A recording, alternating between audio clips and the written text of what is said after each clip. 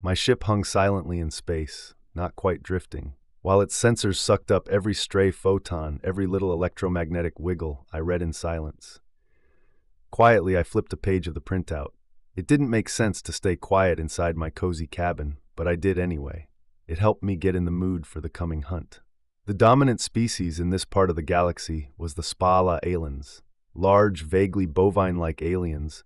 The Spalans were descended from herbivores like almost every other sentient xeno out there. But while most xenos expected and feared a loud, obvious predator to come tearing through their midst, the Spalans feared the quiet ambush. Some species fear the small and nimble predator, the rat that snuck into nests and stole eggs. Some species fear the large and unstoppable beasts, the bear chasing after you.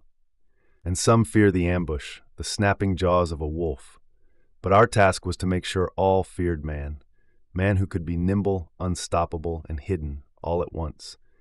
And once they feared us, we would rule them through that fear. And the printout told me that the Spalans feared the ambush, which was boring, but ever since humanity had decided to accept the role thrust upon us by xenophobia, we have taken some pride in catering to expectations. What was the point in being the ultimate predator if the prey was not in fear? How could they fear us if we didn't play on their paranoia? So it was my thankless task to float around. The squat, efficient hull of my vessel was camouflaged with carbon poles and taut metallized mylar into a much more imposing, vague wedge shape. Imposing if you're a bull-headed Spalan, that is. The printout told me the shape resembled the skull of the apex predator from their homeworld, a beast that got wiped out before humans started to play with fire. Racial memories can hang around for a long time, unless overwritten. It was several days later when a quiet little alarm went off, letting me know that one of the remote sensors had picked something up. A fleet of transports had just dropped out of hyperspace and started the long trek from one jump point to the next. Their projected course would take them right past where I was, but they would be caught midway between jump points when passing me. I hummed tunelessly as I started plotting a course and making plans.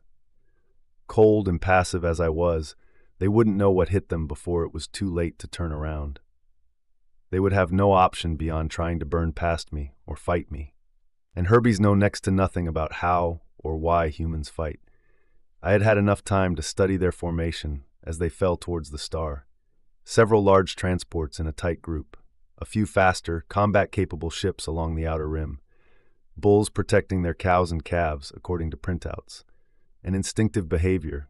When they recognized me as a threat, the faster ships would likely form a wall between me and the transports.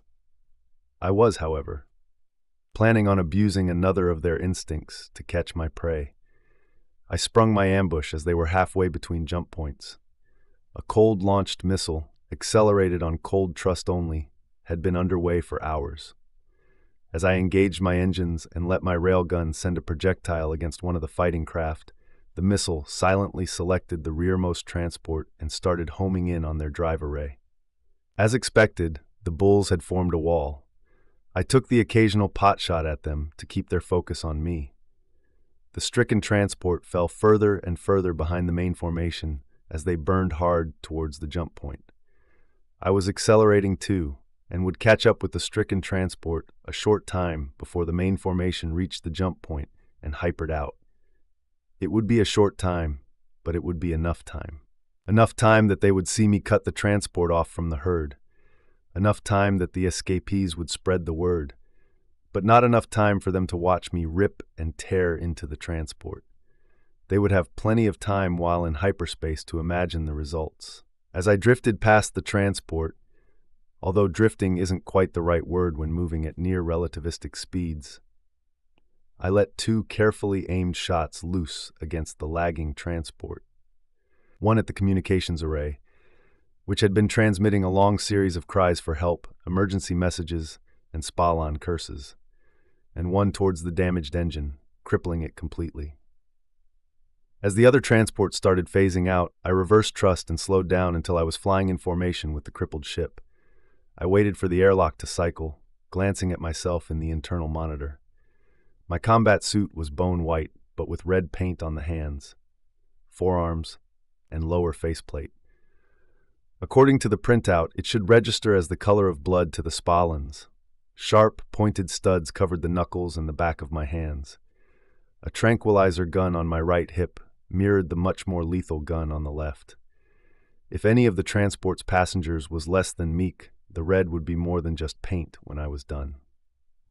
Pausing to interface a portable AI-powered hacking unit to a Spalin data terminal, I slowly and methodically made my way through the transport. Engineering deck was devoid of Xenos, likely evacuated when my missile struck. The small bridge was deserted, the crew likely seeking the comfort of the herd as my plasma cutter made short work of the armored bulkhead. That left, if my printout had been correct, the habitation area. A reinforced deck, large enough to hold the crew and passengers, large enough to make a stand if the Urbies had the bravado to stand up to me. I paused.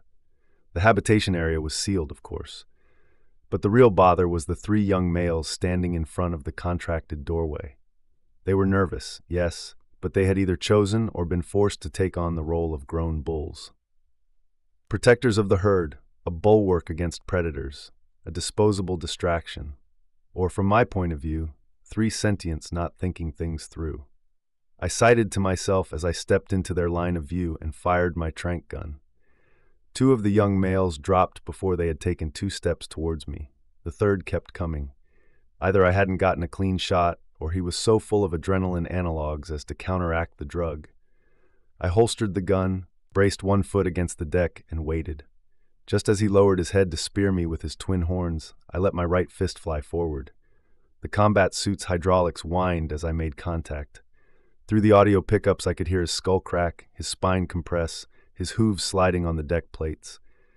He crumpled in a heap in front of me, blood gushing from his mouth. I sighted again. The young male was dead or dying, a lost opportunity. I studied the doorway for a few seconds. The Urbies inside had likely witnessed the short battle through hidden pickups, so any delays on my part would weaken the shock effect. And since haste was needed, I started punching the door, with the suit's augments turned up to the maximum. Each blow buckled and bent the door panels until the door collapsed into a heap of broken parts. I slowly stepped over the heap and surveyed the room beyond. 61. Add in the 3 young males I had already taken care of, and it made a full 8 squared, which, if the printer was correct, was what I could expect to find on a transport. A ship might comfortably fit 24 humans. I kept still, the combat suit's faceplate an unreadable surface as I waited to see what the Herbies would do. They had all moved towards the back of the open deck. Young ones innermost, a semicircle of females making a wavering wall between them and me.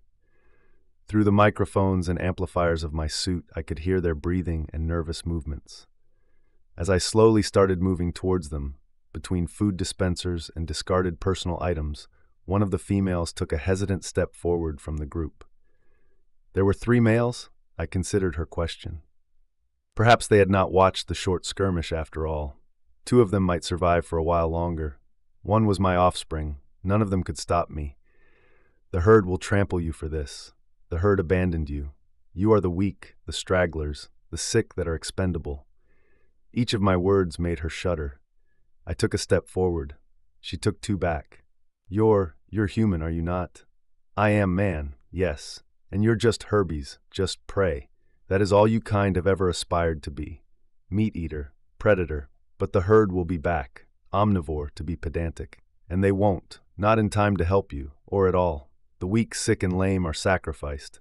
It is the Herbie way, is it not? I brought a fist down on a computer terminal as she started to speak. It crumpled and caught fire in a most satisfactory way. They all stared at it as the fire alarm went off.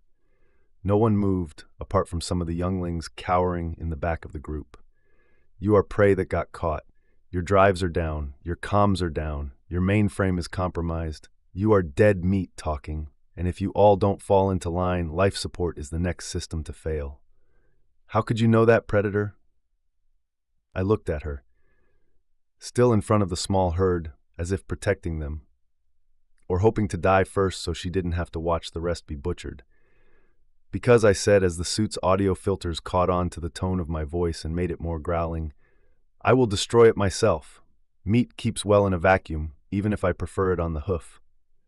The group shifted uneasily and angrily as I spoke, fear and anger at my words radiating off them like heat from an unshielded reactor core.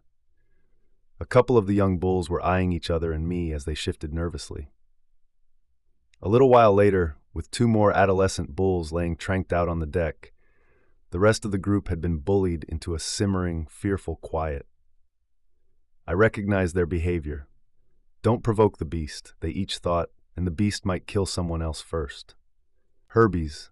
Despite all their differences, they tend to be alike in many ways. A curt command got them to carry the 3 bodies from the hallway into the room. 2 of them, I assumed, would recover in a few hours. The last one would expire before that. Outwardly impassive, I cited to myself as the female who had dared speak to me kneeled by the soon-to-be body.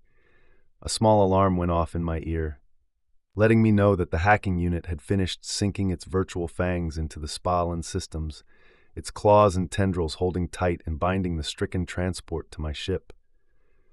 This derelict, I said as I straightened up, this meat locker is now slave to my ship. I looked around at the Spahlanans. The young ones were still herded against the far wall, the older children and adult females standing in front of them. No one dared to look directly at me, but if I read the body language right, my words caused fear and unease. I almost nodded to myself, but stopped in time. I slowly scanned the remaining Spahlanans, then pointed at 2 of the young females. You and you. You will accompany me to my ship to ensure cooperation from the rest. The 2 I had pointed at shrank back, trying to blend in with the others. The female who had dared speak hesitated, then very slowly took a step forward. Human? I smiled grimly behind the unreadable faceplace of my combat suit. Yes, pray? She hesitated, casting sidelong glances to the rest of her group. You want me to take you instead? Her legs trembled as she nodded. And the others will cooperate? Again she nodded. I smiled. I had hoped for something like this. I am, she said, the captain of this vessel. I shook my head, a gesture that was both human and universal. You were the captain. Now you are meat on the hoof. Pray, follow. I walked towards the broken-down door, past the recumbent bodies on the floor, without bothering to see if she followed. If I had read their body language correctly, she would. The others would do nothing to save her, sacrificing her for the benefit of the many, just as their herd had sacrificed them. Herbies are easy. I heard the sharp breath as we got onto my ship. She probably expected a slaughterhouse with blood and viscera everywhere. If so, she was disappointed. Not giving her much time to think, I pointed to a passenger seat, set low against the floor and in full view of my pilot seat. Sit down, buckle in. We will blink out as soon as I can adjust the ghost space bubble to encompass your derelict. To her credit, she worked out the one-way buckles quickly. Once locked, it would require a signal from the pilot station to open them again. All secure? She hesitated, then nodded without looking at me. Probably, I decided, questioning what un-Herbie-like impulse had gotten her to volunteer as prisoner, snack, plaything. Whatever she was thinking, she was in for a surprise. I strode over to the suiting station to clean and stow my combat suit. I hate that part of the job. I said as I had gotten my helmet off, I'll never get used to it. I could hear her sharp breath. I'm not sure what startled her more, my voice unamplified and unfiltered, or my words. Such needless waste, the lost potential, the hatred. I can feel it, even through the suit. She was quiet as I unbuckled the rest of the suit and began stowing it. Not the quiet of a Herbie hoping a carnivore would walk past. Not the quiet of a prey hoping to turn the tables on their predator. No, it was the quiet of a sentient listening. Will they comply? I asked quietly as I cleaned the gloves. Will they stay quiet and not endanger themselves? She started to say something, then hesitated. I turned to look at her, waiting patiently. She was looking down at the deck plating. I carefully plugged the umbilicals in to let the suit charge, then took 2 steps over and sat down in the pilot's seat. I waited until she finally looked up at me, seeing me out of the combat suit for the first time. Will they? Yes, she said in a small voice, without me there to drive them on. They will default to safe herdish behavior. She nodded as I said what she had left unsaid. Good, I continued as I started adjusting the ghost space pinch field. I would hate more losses. Less meat for your belly, human? I smiled, very briefly, at the resurgence of her defiance. No. I hardly ever eat meat these days, unless it's grown in a vat. No, it is the lost potential, the opportunities that would pass us by, the slow weaning of change. She turned her head slightly to get me more fully in view of her dominant eye, staring at me as if in deep thought. I know what you're thinking, Herbie. You're thinking, what is the predator's game here? Or something like it. I glanced over at the screen, nodding to myself as I saw the countdown starting. This isn't a game. In a few handspans of time, this ship, and your transport with it, will blink out and take a detour through ghost space. For some reason, most herbivores get nauseated by the process, which is why Herbies use the hyperlanes instead. I slowly buckled myself in. What I had said was a partial lie. Ghost space upset everyone. But humans were willing to cope with the discomfort for the flexibility and adaptability it provided. Upon exit from ghost space, I continued. We will be in orbit around, well, the name of the place doesn't matter and won't tell you anything. You and the remains of your herd will be disembarked, processed, and then allowed to integrate with the other inhabitants. Other inhabitants? She sounded bewildered. Not too surprising, given everything that had happened. Yes, last time I delivered a cargo, there was Kukons, Gadans, Gifis, Zalzals, and Secors living there, in addition to Spalans. And Terrans, of course. It is a livestock planet, then. Meat on the hoof for. No. My voice had been harder than I intended. She shrunk in her chair. No, I repeated in a softer voice. Quite the opposite. It is a place where they are learning to live together. And to live with humans. Younglings adapt quickly, as a rule. Grown sentience takes longer, but generally adapts. Those who can't are allowed to withdraw to single-species enclaves. In time, the project will spread to other planets, other systems. I tightened my harness as the countdown got closer to 0. But why? Why Predator? To show the galaxy that humans are just human. To prove to you all that we're not the monsters you insisted to see us as. To regain the chance you denied us by seeing us as nothing but predators and yourself as nothing but prey. She sat in silence as the countdown got closer and closer to 0, staring at the deck. I placed my hand on the activator switch. She glanced up as I sighed heavily. I'm sorry about your son, Herbie. I did not wish to kill him, and his death will weigh heavily on me for the rest of my life. Something akin to understanding started to fill her bovine face. The countdown reached 0, and I pushed the activator switch. The rush of the ghost space interface buffeted our minds and souls, making conscious, though thankfully impossible for a while.